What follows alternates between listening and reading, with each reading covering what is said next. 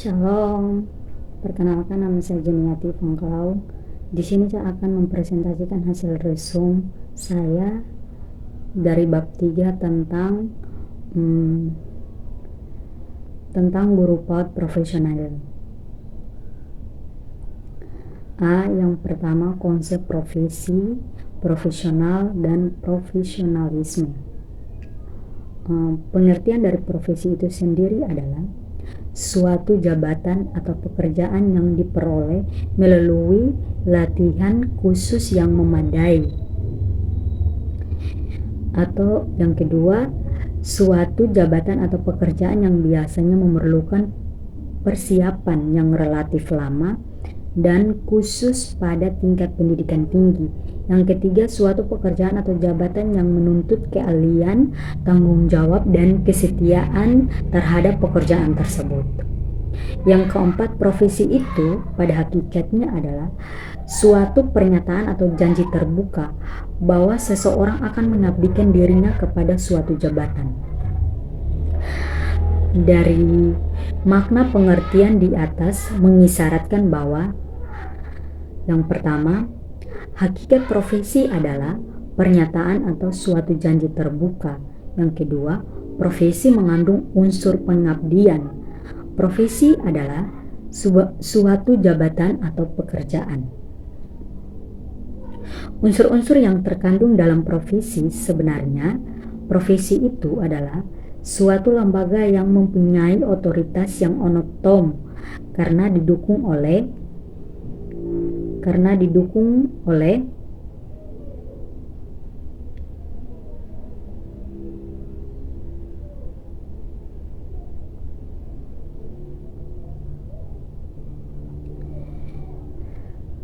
yang pertama, spesialisasi ilmu sehingga mengandung arti keahlian.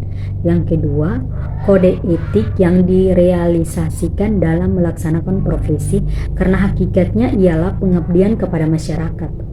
Yang ketiga, kelompok yang tergabung dalam profesi yang menjaga jabatan itu dari pengalahgunaan oleh orang-orang yang tidak kompeten dalam pendidikan.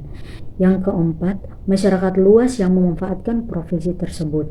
Yang kelima, pemerintah yang melindungi profesi dengan undang-undangnya. Bagian B, ciri-ciri profesi. Menurut Lieberman,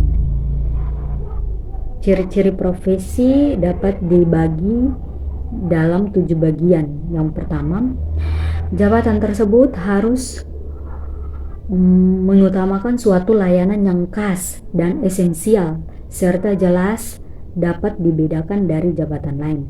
Yang kedua, untuk pelaksanaannya tidak sekedar diperlukan keterampilan atau skill, tetapi juga kemampuan intelektualnya. Yang ketiga, diperlukan suatu masa studi dan latihan yang khusus yang cukup lama. Yang keempat, para praktisinya secara individual atau kelompok memiliki otonomi dalam bidangnya. Yang kelima, tindakan keputusannya dapat diterima oleh para praktisi yang bertanggung jawab. Yang keenam, layanan tersebut semata-mata untuk kepentingan ekonomi. Yang ketujuh, memiliki suatu kode etik. Ciri-ciri profesi menurut WCOTP ada 6 ciri. Yang pertama, profesi adalah panggilan jiwa. Yang kedua, fungsinya telah terumuskan dengan jelas. Yang ketiga, menetapkan persyaratan-persyaratan. Yang keempat, mengenakan disiplin kepada seluruh anggotanya dan biasanya bebas dari campur tangan kekuasaan luar. Yang kelima, berusaha meningkatkan status ekonomi dan sosial para anggotanya. Yang keenam, terbentuk dari disiplin intelektual masyarakat terpelajar dengan anggota-anggota dan terorganisasi.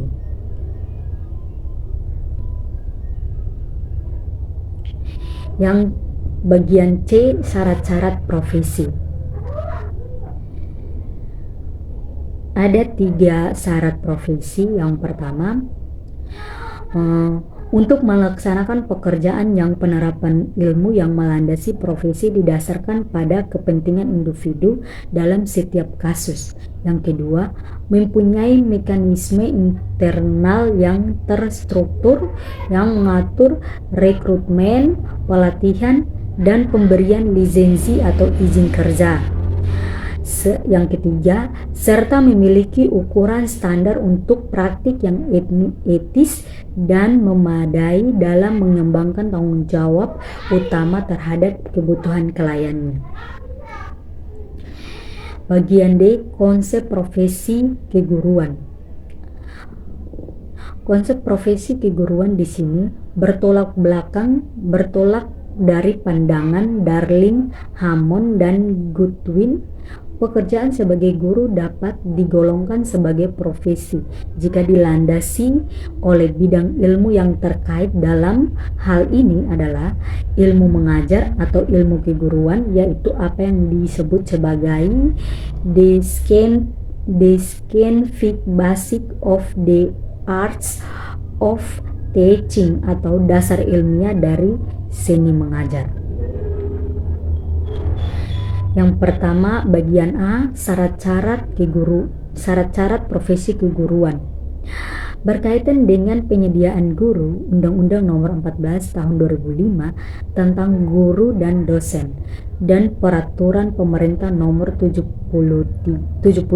Tahun 2008 tentang guru telah menggariskan bahwa hal itu menjadi kewenangan lembaga pendidikan tenaga kependidikan.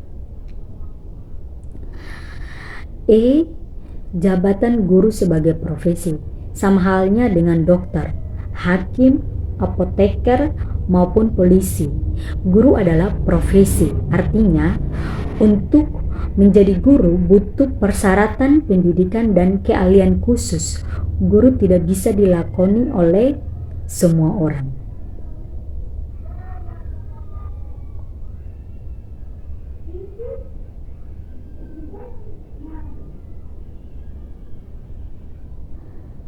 Bagian yang terakhir, bakat minat menjadi guru. Bakat minat merupakan salah satu faktor yang mustahil diabaikan untuk menjadi guru. Berbakat dengan guru tanpa bakat terlihat jelas perbedaannya setelah beberapa tahun mengajar. Yang pertama, setiap guru penting menyadari bahwa sejak memasuki era milenium ketiga terjadi pergeseran paradigma pendidikan. Kemajuan ilmu pengetahuan dan teknologi melahirkan era globalisasi yang berdampak terhadap perubahan tuntutan kehidupan masyarakat, baik ekonomi, sosial, politik, termasuk pendidikan. Yang kedua, pengalaman kerja. Pengalaman praktik lapangan bagi guru baru sebelum terjun menghadapi anak secara langsung merupakan kunci penting. Praktik lapangan penting untuk mengingat pada masa itulah calon guru dibimbing, diamati, dan diperbaiki kekurangannya.